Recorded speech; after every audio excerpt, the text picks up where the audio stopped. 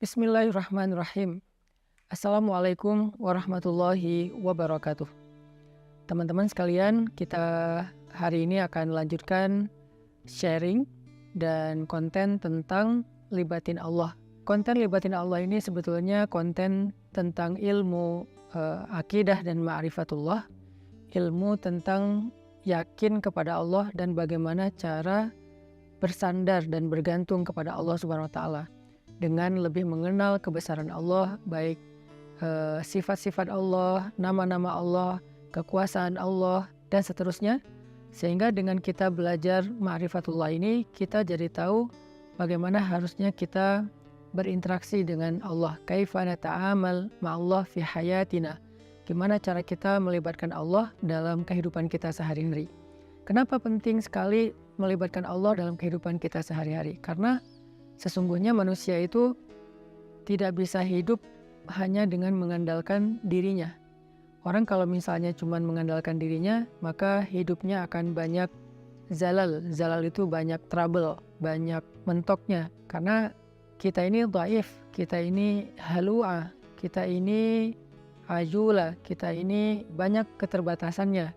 Bahkan cenderungnya manusia itu rugi. Sebagaimana yang kita sering ulang-ulang ayatnya, innal insan lafi khusr.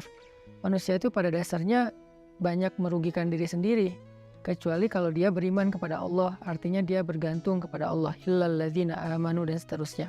Makanya belajar melibatkan Allah itu sesuatu yang sangat darurat ya, sesuatu yang sangat penting dalam kehidupan kita.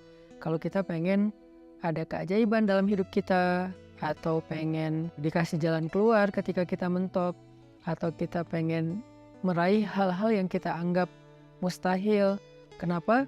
Karena kata mustahil itu hanya berlaku untuk kita, tidak berlaku untuk Allah, karena Allah ala kulli syai'in qadir. Banyak hal yang bagi kita itu jauh, tapi bagi Allah dekat. Bagi kita itu besar, tapi bagi Allah itu kecil. Bagi kita itu mahal, bagi Allah itu murah. Bagi kita itu tinggi, nggak terjangkau, bagi Allah itu rendah dan sangat mudah gitu. Bagi kita sulit, bagi Allah itu mudah.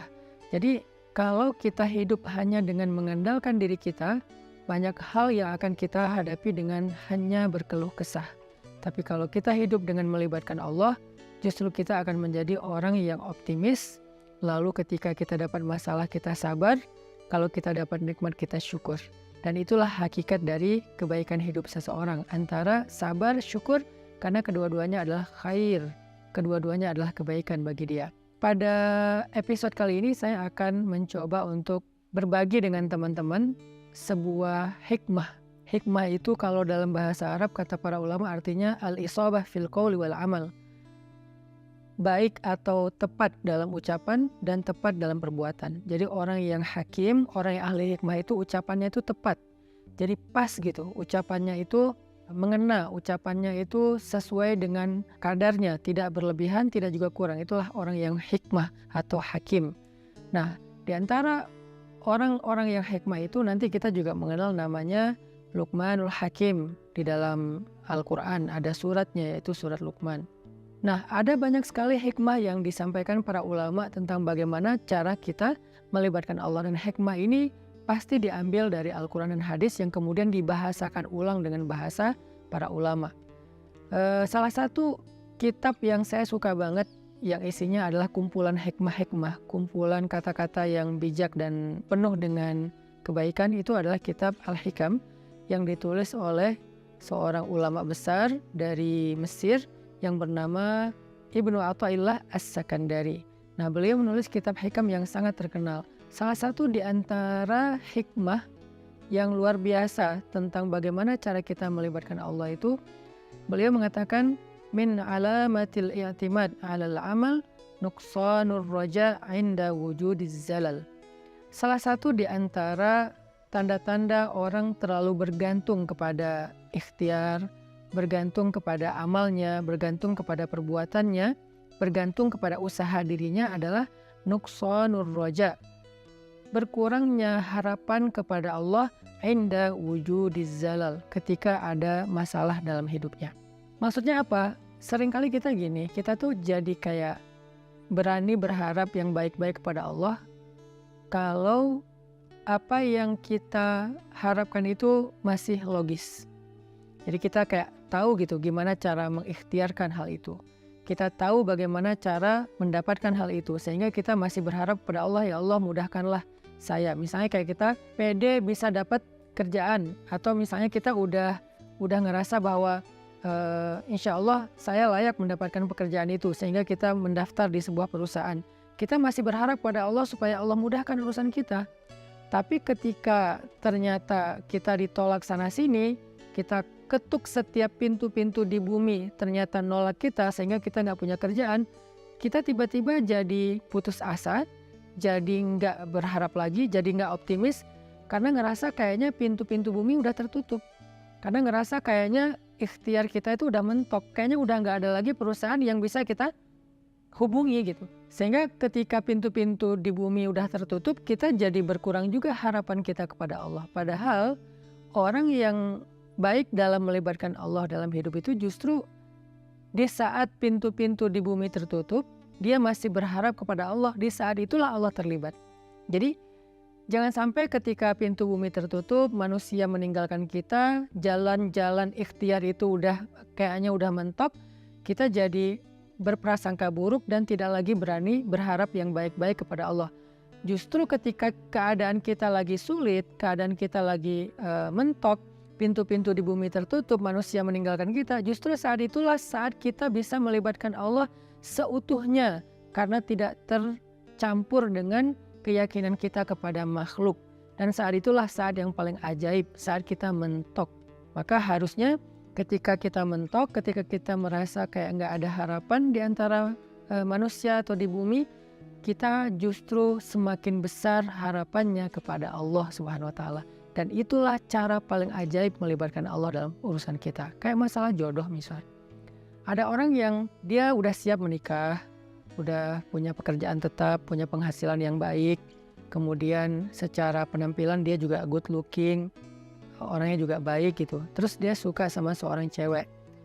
Datanglah dia untuk melamar cewek tersebut. Dan sepertinya cewek itu juga kayaknya perhatian sama dia, sehingga dia nggak tahu GR apa enggak, dia kayak berharap kayaknya nih udah waktunya nih saya serius dan melamar dia.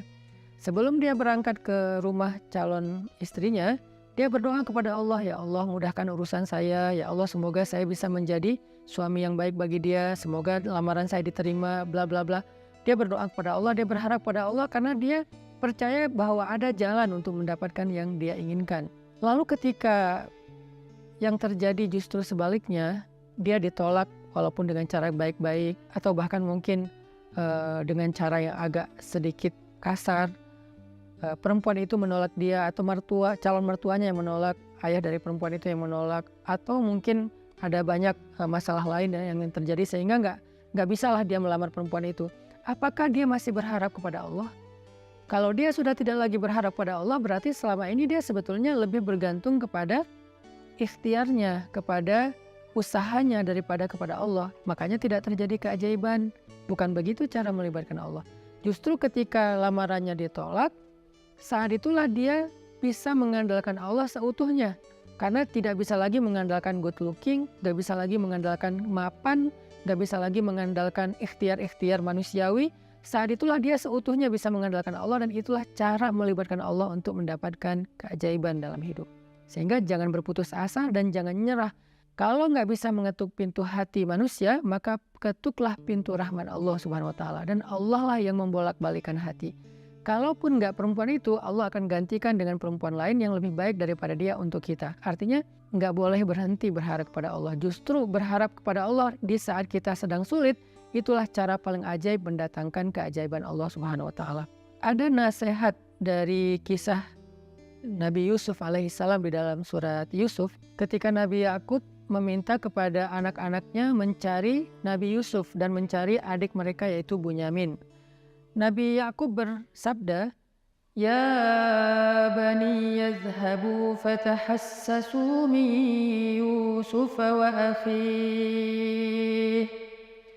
فتحسسوا من يوسف وأخيه ولا تيأسوا من روح الله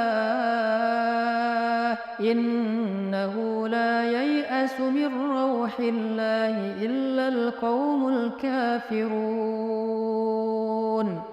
Wahai anak-anakku, kata Nabi Yakub, pergilah dan carilah kabar tentang Yusuf dan saudaranya itu Bunyamin, dan janganlah kalian berputus asa dari rahmat Allah, dari pertolongan Allah, dari campur tangan Allah, dari keajaiban di sisi Allah. Sesungguhnya tidak ada yang berputus asa dari rahmat Allah kecuali orang-orang yang mengingkari kebesaran Allah, orang-orang yang tidak beriman. Jadi ciri di antara orang yang beriman itu tidak berputus asa. Dan kalimat putus asa ini tidak akan muncul kalau tidak ada zalal, tidak ada masalah, kalau nggak mentok. Nggak mungkin dong kita berputus asa sementara jalan masih terbuka lebar, segalanya masih normal, semuanya masih sesuai prediksi kita. Itu nggak ada alasan kita berputus asa. Justru alasan berputus asa itu ketika kita punya masalah, mentok, trouble, error, bla bla bla. Justru saat itulah kita rentan dengan putus asa. Nah, orang yang beriman di saat itu justru mereka bertambah yakin kepada Allah. Tidak menjadi orang yang yai'as, menjadi orang yang berputus asa atau yusi'udzon billah, mereka berburuk sangka kepada Allah. Wa tadhunnuna billahi dzunun, kalian berprasangka kepada Allah dengan prasangka yang tidak pantas. Kenapa? Karena orang beriman tidak pernah berhenti berharap kepada Allah yang baik-baik. Bahkan ketika ada masalah paling berat dalam hidupnya, saat itulah dia semakin berharap kepada Allah dan semakin bergantung kepada Allah. Dan saat itulah keajaiban Allah terjadi. Coba renungkan firman Allah di dalam surat An-Naml ayat 62. Bismillahirrahmanirrahim. Amman yujibul muttarra idza da'ah, amman yujibul muttarra idza da'ahu wa yakshifus su' wa yaj'alukum khulafa'al ardh أإله مع الله أإله مع الله قليلا ما تذكرون. Siapakah yang akan memperkenankan doa orang-orang yang sedang kesulitan jika dia berdoa kepada Allah dan kemudian menghilangkan keburukan dari mereka dan menjadikan kalian sebagai pemimpin-pemimpin di muka bumi? Apakah ada ilah yang patut disembah bersama dengan Allah? Qalilan ma tazakkarun, sedikit sekali apa yang kalian mengerti. Siapakah yang akan menjawab doa orang yang ketika muttar? Apa itu muttar? Muttar itu artinya orang yang sedang dalam kesulitan yang luar biasa. Muttar itu artinya orang yang sedang dalam kesusahan yang sangat besar. Muttar itu artinya orang yang udah mentok, itulah muttar. Maka amma yujibul muttar, siapa yang akan bisa menjawab panggilan orang yang sedang muttar, yang memanggil ya Allah, ya Allah, ya Nasir, ya Azim, ya Aziz, ya Rabbal Alamin, ya Rabbi. Siapa yang akan menjawab panggilan ketika ada yang memanggil dalam keadaan kesulitan ya Allah selain Allah Subhanahu wa Ta'ala? Hanya Allah yang bisa menjawab. Ketika manusia tidak bisa menjawab, orang tua nggak bisa menjawab, teman-teman nggak bisa menjawab, mereka nggak ngangkat telepon, nggak ngebalas WA, nggak ada yang mau membantu kita, nggak ada yang yujib. La ahad yujibuna, tidak ada satupun yang menjawab kita. Faman yujibul muttar, siapa yang menjawab kita ketika dalam keadaan muttar seperti itu? Allah. Maka di dalam ayat ini Allah ngasih kita nasihat, wahai hambaku, la tahzan kalau manusia tidak menjawabmu. La tahzan kalau manusia tidak memenuhi panggilanmu. La tahzan kalau manusia meninggalkanmu, mengabaikanmu. La tahzan kalau mereka berpaling dari kamu. Kenapa? Aku tidak akan pernah meninggalkanmu. Aku tidak akan pernah menyia-nyiakanmu.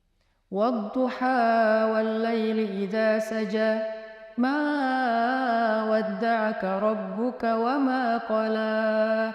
Ma wadda'aka rabbuka wa ma qala. Tuhanmu tidak pernah meninggalkanmu dan tidak benci kepadamu, wahai hambaku, walaupun kamu pendosa sekalipun. Ada 3 kondisi di mana seseorang itu doanya tidak ada hijab dengan Allah. Salah satu di antara 3 kondisi itu adalah ketika orang ini terzolimi. Orang yang terzolimi, walaupun dia pendosa, walaupun dia ahli maksiat, walaupun dia orang yang selama ini jauh dari Allah, tapi ketika dia dalam keadaan terzolimi, dalam keadaan susah, dalam keadaan dianiaya, dia berdoa, doanya nggak ada hijab dengan Allah loh. Walaupun dia selama ini nggak pernah sholat, walaupun selama ini dia nggak puasa, walaupun selama ini dia nggak berhijab, walaupun selama ini dia nggak pernah buka Al-Quran, walaupun selama ini dia nggak pernah mengingat Allah, tapi dalam kondisi ketika dia muttar, terzolimi, susah, maka tidak ada hijab antara dia dengan Allah ketika dia berdoa. Kenapa? Itulah istimewanya keadaan ketika orang terzolimi atau muttar. Allah nggak ngelihat dia puasa atau enggak, Allah nggak ngelihat dia sholat apa enggak. Yang Allah lihat dia memanggil Allah atau enggak. Makanya hati-hati kata Nabi dengan doa orang yang terzolimi. Walaupun orang yang terzolimi ini ahli maksiat, kalau dia terzolimi lalu dia berdoa kepada Allah, doanya nggak ada hijab. Sehingga Allah berfirman, amma yujibul muttar, siapa yang menjawab orang-orang yang sedang susah ketika dia memanggil Allah, idza da'ah wa yakshifus su', lalu Allah menghilangkan kesusahan darinya. Bahkan Allah menjadikannya sebagai pemimpin, artinya Allah berikan kepada dia kemuliaan, kekuasaan, dan segala kebaikan-kebaikan dalam hidup. Siapa? Allah. Masih ingat nggak dengan kisah seorang laki-laki solih yang melakukan perjalanan, lalu di tengah jalan dia dirampok. Karena di zaman dulu itu kan banyak perampok atau begal di tengah jalan. Ketika dia dirampok, dia bilang kepada perampok itu, wahai rajul, wahai laki-laki, ambillah apa yang kalian inginkan, biarkan aku kembali kepada keluargaku, kepada anak dan istriku, mereka menungguku. Kata perampok ini, adapun harta-harta ini sudah pasti bisa kami ambil, tetapi berikutnya yang kami inginkan adalah membunuhmu. Kamu tidak akan bisa melanjutkan perjalanan. Maka laki-laki ini pas tahu bahwa dia nggak punya harapan untuk meloloskan diri, dia udah dipegang sama mereka, tinggal dipenggal, dia bilang, kalau begitu beri saya waktu sebentar saja untuk sholat 2 rakaat, setelah itu lakukan apa yang kalian inginkan. Karena bagi para pembunuh 2 rakaat sholat itu nggak lama dan bukan sesuatu juga yang berat, ya kata mereka, ya udah sholat aja 2 rakaat, tapi aksir, sholatnya pendek-pendek aja, nggak usah panjang-panjang. Akhirnya dia pun sholat 2 rakaat. Ketika dia sholat 2 rakaat, dia bingung, habis baca Al-Fatihah dia baca ayat apa lagi. Yang terlintas di dalam pikirannya cuma ayat ini. Kebenaran dia hafiz Al-Quran, walaupun dia hafal 30 juz, dia nggak tahu mau baca surat apa setelah Al-Fatihah.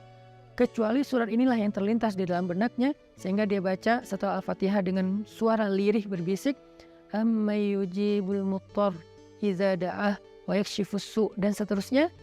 Kemudian setelah dia membaca ayat ini, dia ruku, dia sujud.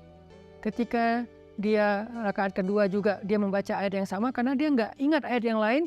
Ketika dia sujud terakhir, dia mendengar suara ada orang mengendarai kuda datang ke arah mereka. Tiba-tiba suara teriakan orang yang sedang dipukul.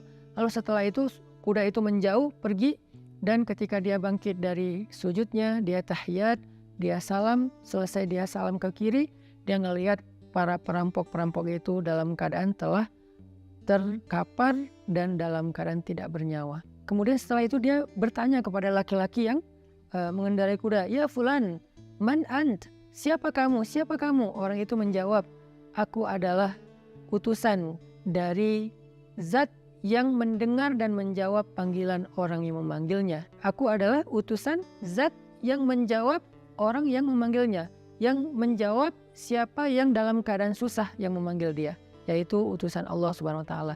Akhirnya orang ini pun selamat dan membawa hartanya kembali ke kampungnya. Ini salah satu contoh kisah yang sangat terkenal di antara kisah-kisah para ulama.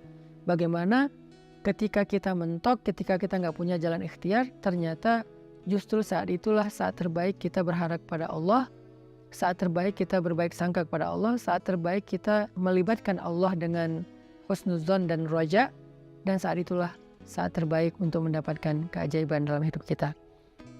Yang terakhir, kisah 3 orang yang terkurung di dalam gua. Mereka sedang melakukan perjalanan, terjadi badai, akhirnya mereka berlindung di dalam gua. Ini terkenal juga kisahnya dengan riwayat hadis yang sahih. Ketika mereka terkurung di dalam gua, tiba-tiba batu gua itu menutup gua karena terjadi kayak longsor, batunya menutup mulut gua. Dalam keadaan seperti itu mereka takut kehabisan udara dan mereka nggak bisa makan dan seterusnya, mereka terjebak. Tiba-tiba masing-masing berdoa dengan tawasul kepada amal-amalnya di masa lalu. Ada yang bertawasul dengan birrul walidain, ada yang bertawasul dengan sifat amanah dan adil, ada yang bertawasul dengan sifat takwa meninggalkan dosa. Sehingga singkat cerita, setelah mereka meminta kepada Allah dan bertawasul dengan amal-amal mereka, mulut gua itu terbuka, batunya bergeser dan mereka pun selamat. Kenapa ini bisa terjadi keajaiban kayak gini? Mereka udah mendorong batu itu tapi tidak sanggup. Artinya ikhtiarnya udah mentok. Apakah mereka berputus asa? Enggak. Saat itulah mereka melibatkan Allah secara utuh dan melihat keajaiban Allah Subhanahu wa taala. Maka kembali kepada hikmah dari Imam Ibnu Athaillah As-Sakandari, min alamatil i'timad 'alal amal nuqsanur raja' inda wujudiz zalal. Di antara ciri-ciri orang yang masih bergantung kepada perbuatannya, ikhtiar dan usahanya adalah berkurangnya harapannya kepada Allah ketika terjadi masalah dalam hidupnya. Maka jangan pernah berkurang harapan kita kepada Allah. Justru ketika kita punya masalah dalam hidup dan kita ngerasa tidak ada jalan di antara jalan-jalan di bumi, kita menjadi lebih berharap kepada Allah dan yakin dengan jalan-jalan yang lebih baik yang ada di langit, insya Allah. Barakallahu fikum. Wassalamualaikum warahmatullahi wabarakatuh.